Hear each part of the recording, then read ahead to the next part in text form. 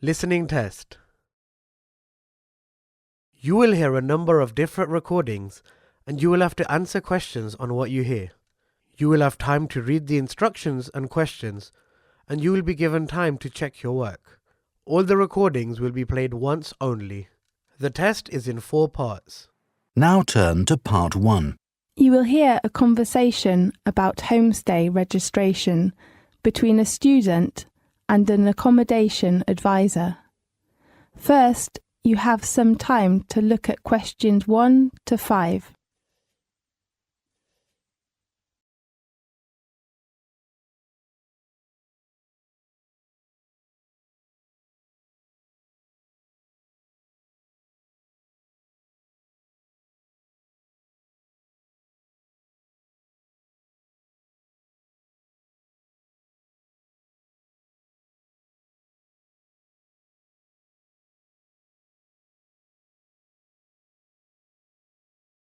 You will see there is an example that has been done for you.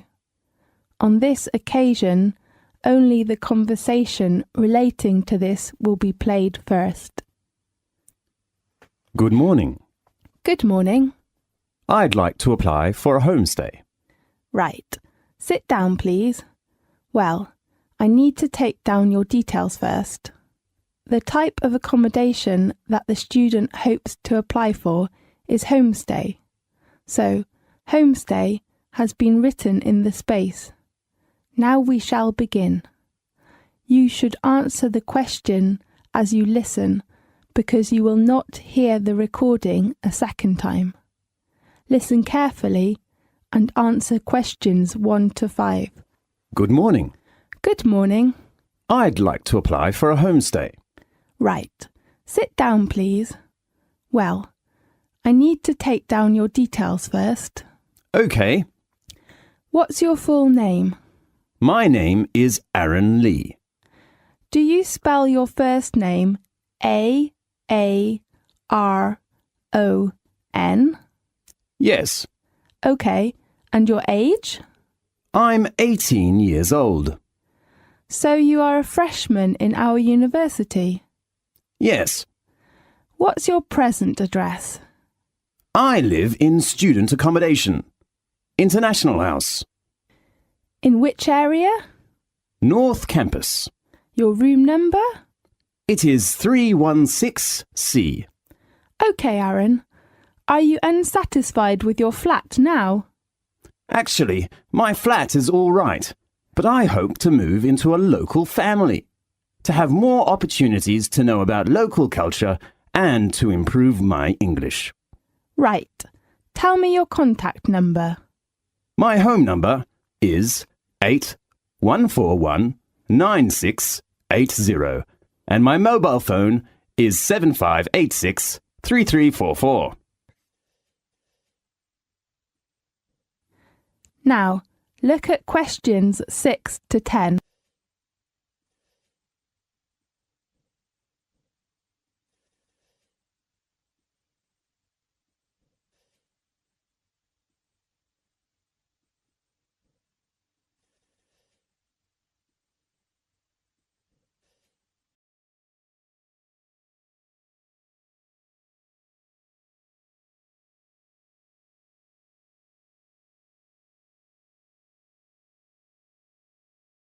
Now listen carefully and answer questions 6 to 10. Well, Aaron, can you tell me your requirements about homestay, such as food or facilities, something like that? Yes. Firstly, I prefer to live in a homestay house with a nice landlady, and I hope she would be good at cooking. All right. How about others?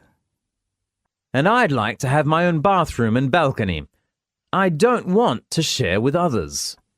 Okay, no problem. Anything else? Oh, yeah. You know, one of my friends, Chris, who lives in a family with 3 young children. Yeah? They are too noisy, and my friend cannot study. So I hope there are no young children in my homestay house. Okay, fine. Do you need a garage? I don't drive now, and Maybe I would need it in the future. Oh yes, I hope that the house would be near to campus. OK, not far from campus. Anything else? No. Well, let's talk about the rent and the deposit. OK. Usually, the rent of homestay is about £140 per week, and you will have to pay 2 weeks' rent as a deposit in advance. Does the rent include all bills? No, it only includes the water fee. You have to pay your electric bill and telephone bill and cable bill if you need. Right. When would you like to move in? As soon as possible. Well, I hope to see a house this weekend. How about this Saturday? Is it the 6th of October? Right. OK, I know. Do you have any other questions? No, that's all. Thanks for your help. You're welcome. Goodbye. Goodbye. This is the end of section 1. You now have half a minute to check your answers.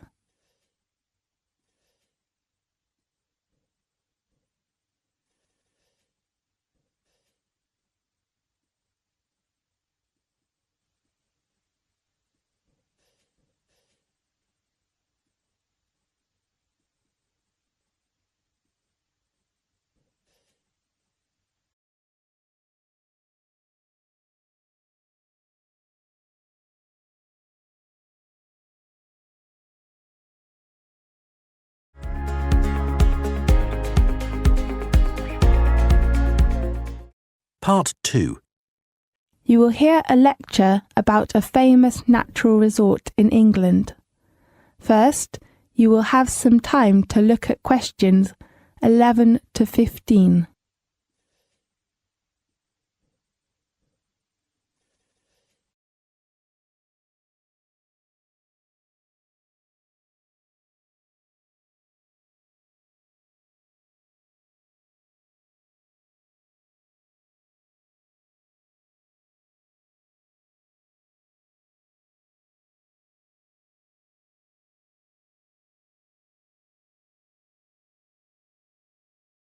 Now listen carefully and answer questions 11 to 15. Welcome, everybody, to the Guide for the Peak District.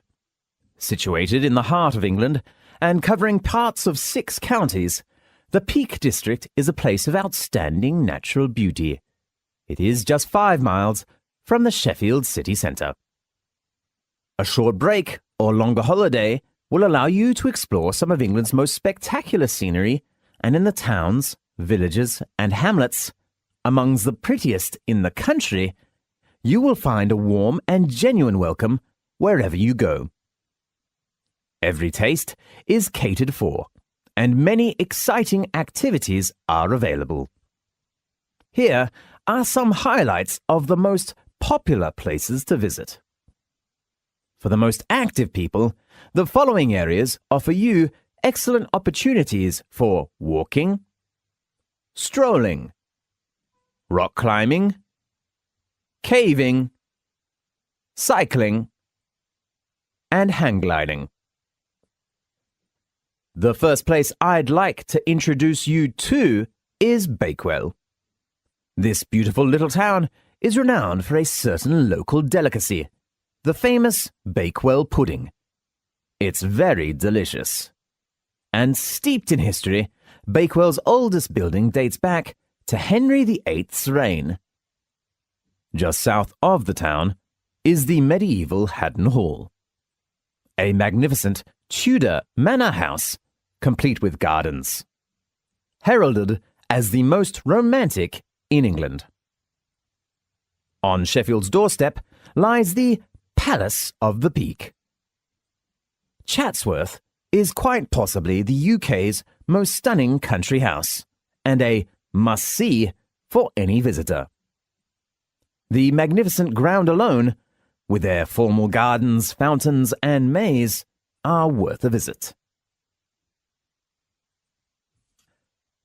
At the heart of the Peak District lies the Peak District National Park, the first of Britain's national parks, established in 1951 to safeguard and preserve this beautiful region, not only for future generations, but also for visitors to enjoy in the present. Whether you're exploring, getting out in the great outdoors, or simply relaxing, experience the Peak District and the Peak District National Park. You will be taking home wonderful memories. A regular train service from Sheffield travels through the scenic Hope Valley, home to the charming villages of Hathersage, Edhill, and Castleton.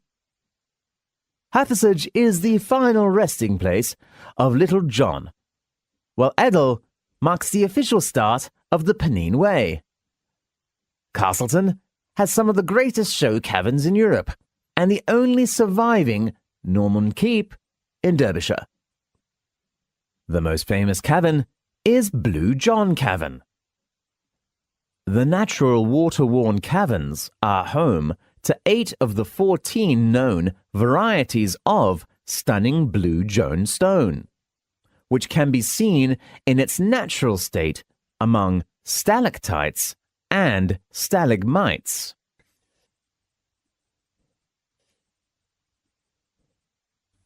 Now, look at questions 16 to 20.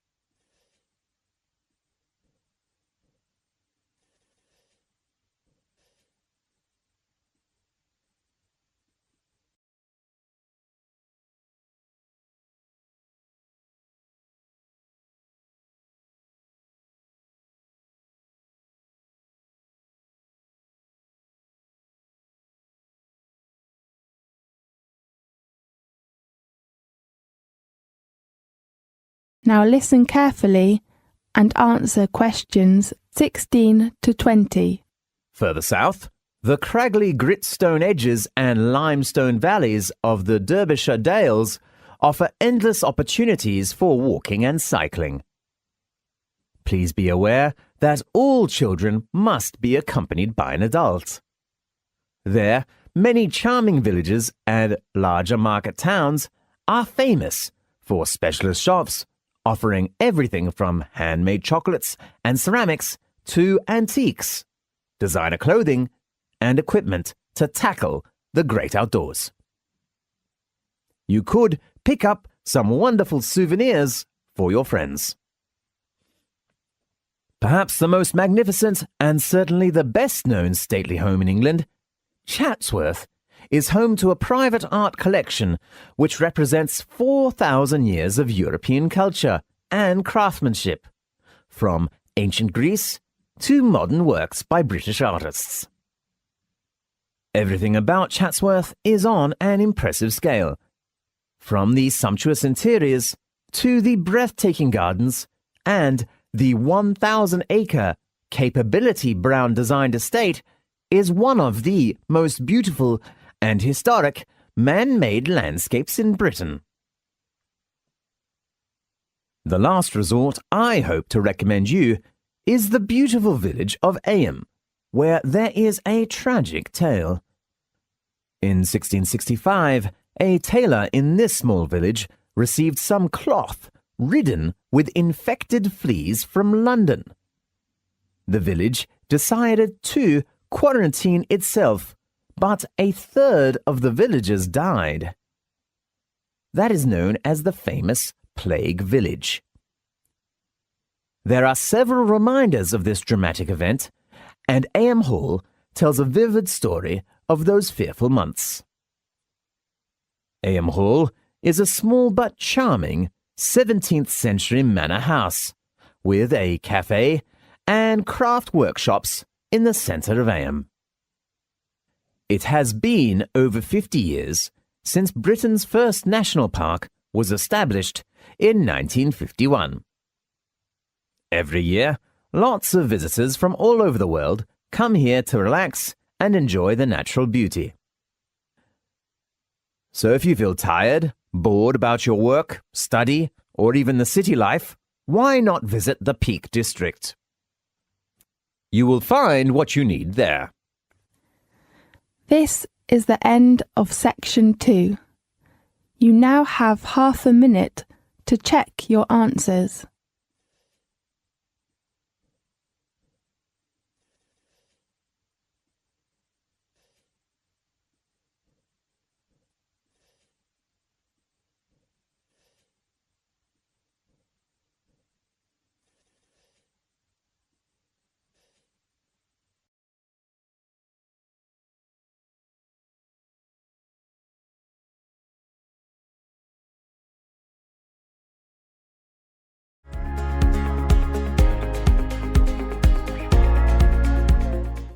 Part 3. In this section, you will hear a talk between a student and a professor. First, you have some time to look at questions 21 to 23.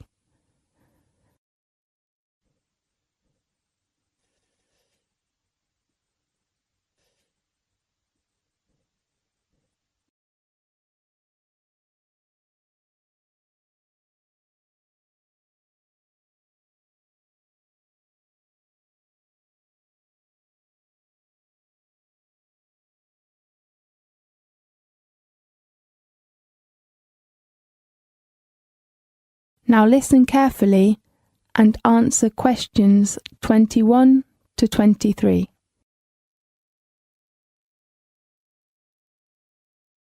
Good afternoon, Professor George. Good afternoon, Harper.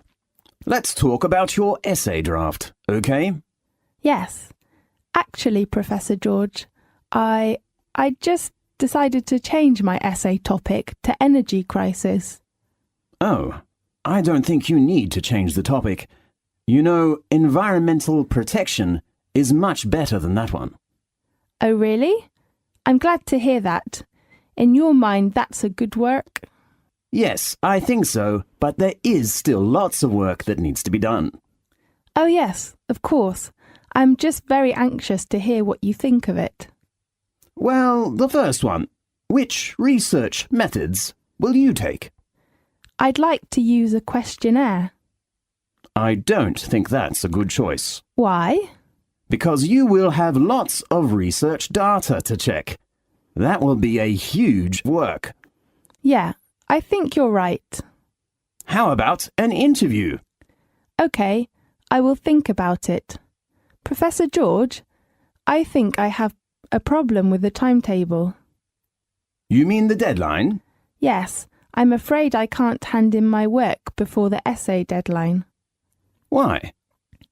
You know, I have to spend a lot of time on my part-time job. Harper, I don't think you've given me a good reason. You know, I can't postpone your deadline, except if you get an illness. But Professor George, This is our rule. I hope you can cope well with your timetable, okay? OK. Now look at questions 24 to 30.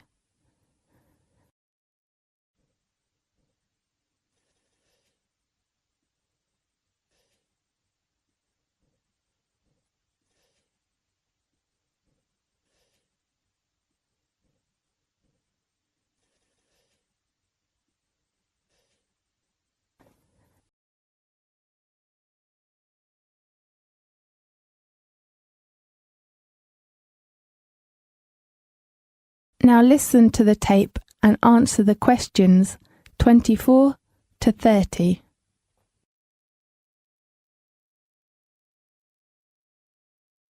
Harper, generally speaking, your essay is good work, but I'm worried about some parts. Yes, could you give me some suggestions about my work? Well, let's start with the purpose.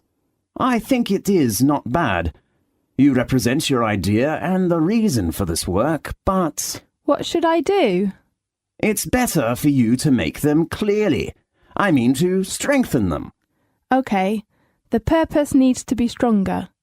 Oh, and what's your opinion about the structure? I think your structure is very clear. I do really say, well done and go ahead. Thanks very much. I'm so glad to hear that. That's okay.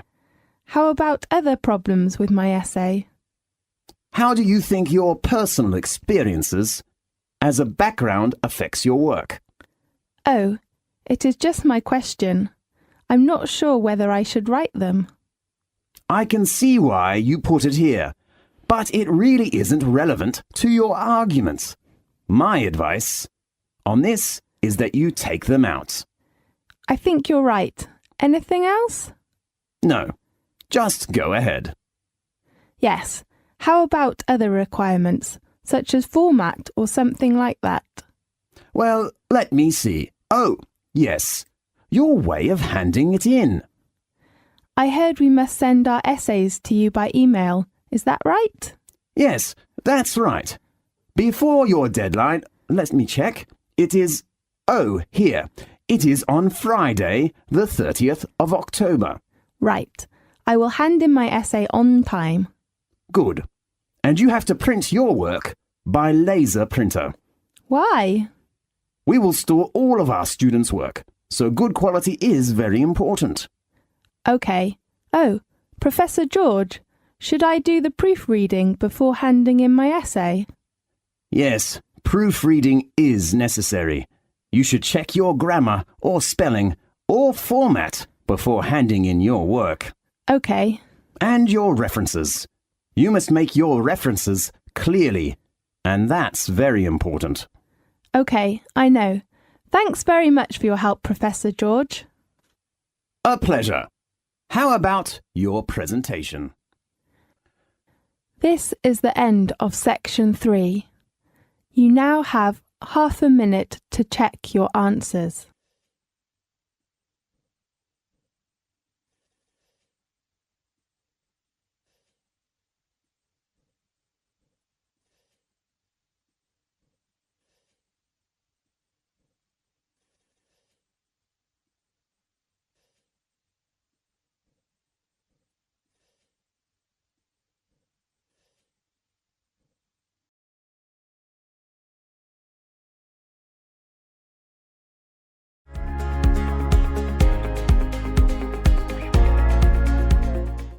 Part 4. You will hear a lecture about British media. First, you have some time to look at questions 31 to 40.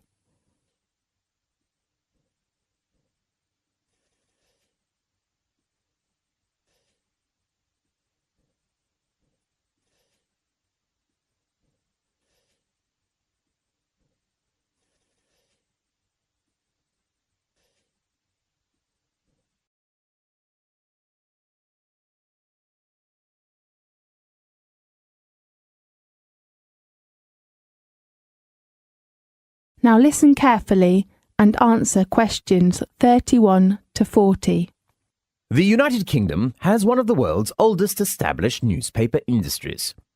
In the late 18th and early 19th century, as the British economy began to industrialise, as literacy levels rose through the introduction of mass education, more and more newspapers began to appear. The Times, which first appeared in 1785, is the United Kingdom's oldest daily newspaper, while the Observer, which is still published every Sunday, began publishing in 1791, making it the world's oldest national newspaper. The different main British newspapers, the Times, the Observer, the Guardian, still suggest that the function of the paper is to offer the electorate objective reports about what is happening in the country. The function of supervising the government is one of the reasons why a free press is considered so important to the functioning of parliamentary democracy. Besides politicians, businessmen paid more attention to the power of the press. They used press to push their products and services to potential customers. So, the advertising business was born. In Britain, most advertising is carried in newspapers. Companies use the press to sell products. People use the press to look for a job or to buy a house. All the British media must follow advertising codes, which ensure that advertisements are legal, honest, and truthful, have a sense of responsibility for consumer and society, and respect the principles of fair competition. British newspaper culture is unusual in the extent to which class and educational differences are reflected in the newspapers people read. In other developed countries like Japan and the United States, newspaper reading is a habit of mainly middle class. However, in Britain, the lower classes are also regular readers. There are more than 1,500 different newspapers which cater for a wide range of political to educational views. Britain has one of the highest levels of newspaper sales per head of population in the world. Although most newspapers are financially independent of political parties, they also express some political views. The quality press not only publishes most serious and in-depth articles of particular political and social issues, but also expresses reviews about high culture for readers with well-educated and within the middle class. The most left-wing of these newspapers is The Guardian. You will often hear people on TV or in daily life refer to Guardian readers. This is a kind of shorthand to suggest someone who is left-wing and liberal in their politics, and interested in society and social issues, such as will be soft on crime or quite feminist and interested in green politics.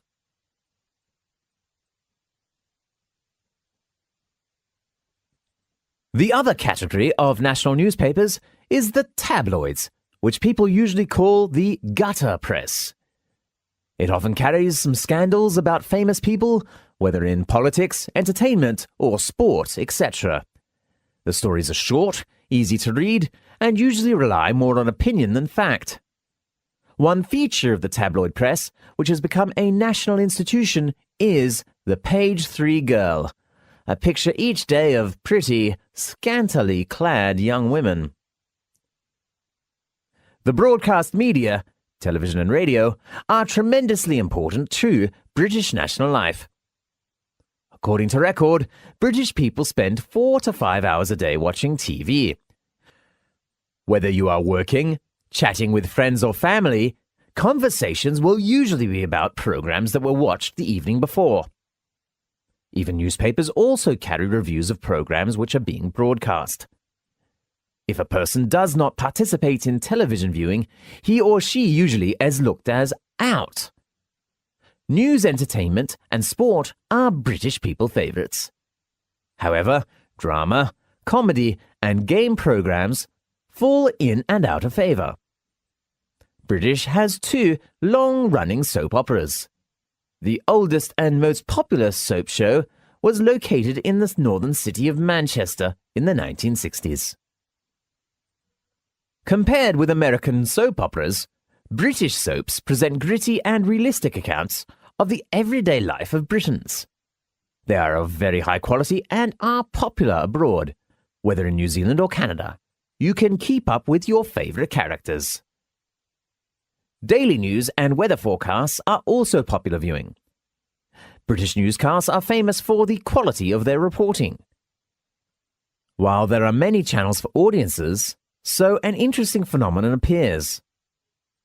During particularly popular programs, the national utility companies have to make special preparations because during commercial breaks, a surge of demand for electricity is created when millions of British viewers rush out of the sitting room to make a cup of tea. The British Broadcasting Corporation, more familiarly known as the BBC or even the Beep, is Britain's main public service broadcaster. It began in 1927 as a public service radio station, and later moved into TV. The BBC has 2 channels. BBC One specialises in shows with broad appeal, such as sport, entertainment, drama, kids shows and current affairs. BBC Two caters for special interest audiences, and so broadcasts documentaries and shows aimed at particular social groups, such as the elderly, handicapped, homosexuals, and so on. The BBC is funded by licence fees, and viewers must buy a licence each year for their TV set. The BBC is no longer just about TV shows. Nowadays, it is a multimedia business with wide publishing and educational interests.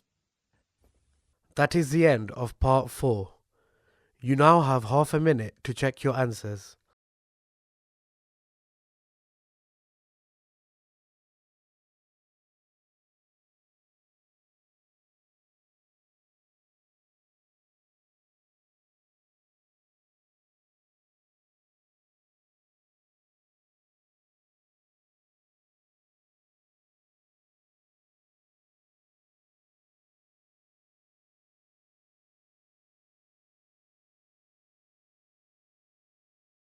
That is the end of the listening test.